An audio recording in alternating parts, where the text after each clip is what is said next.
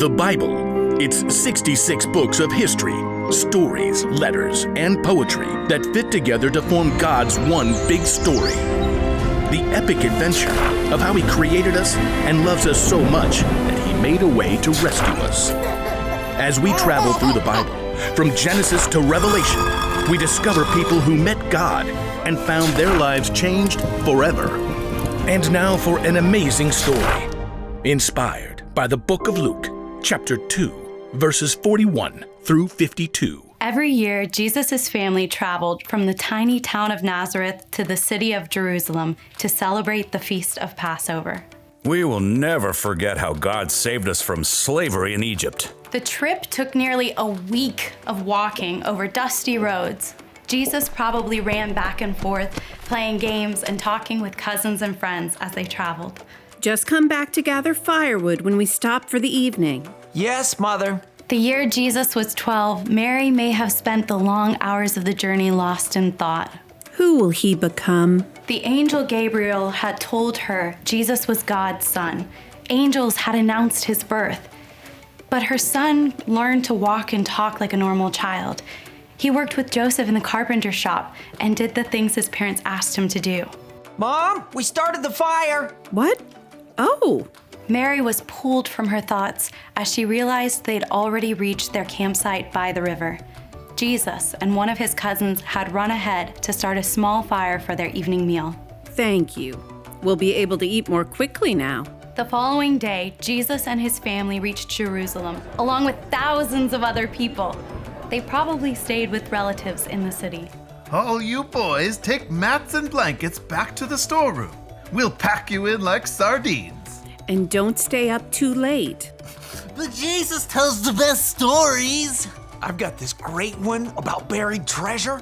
Jesus and his family celebrated the Passover all week and shared a special meal together on the last evening.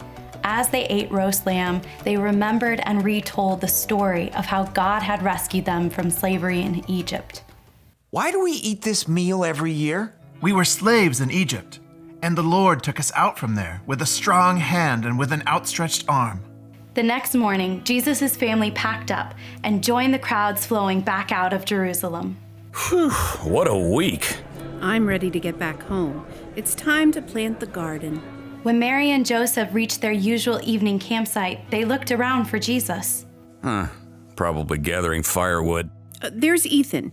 Ethan, have you seen Jesus? Nope, Didn't he eat lunch with your family? I haven't seen him all day.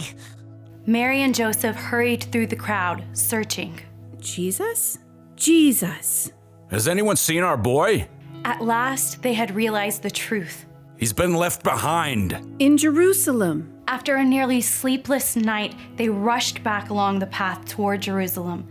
The city seemed large and empty now. The Passover crowds were gone. Well, I'll be a mole rat's uncle if it isn't Mary and Joseph. What are you doing back here? Is Jesus here? What? No, didn't he leave with you? For 3 days, Mary and Joseph searched for their son in the swimming hole, in the stables, in the marketplace. Have you seen a 12-year-old boy? About this tall. Loves honey and wild locusts? Yes, he learned that from one of his cousins. So, you've seen him? Nope. At last, Mary and Joseph turned their eyes to the one place they hadn't looked. The temple? Exhausted, they climbed the hill to the imposing temple and entered the courtyard. It was much quieter here, now that Passover had finished. Ahead, they saw a group of bearded teachers, and seated among the group before them, a young boy listening intently. Don't Abraham and Moses and David all point to God's Messiah? That, my boy, is another wise question.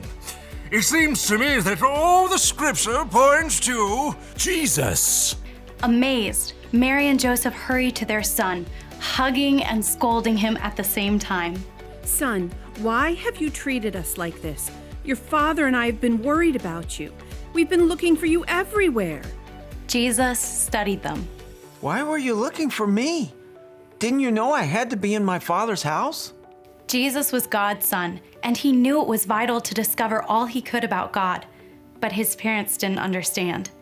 Though Mary continued to wonder and think about it in her heart. Please don't ever scare us like this again. Jesus went home with his parents and did everything they asked of him. He became even wiser and grew stronger.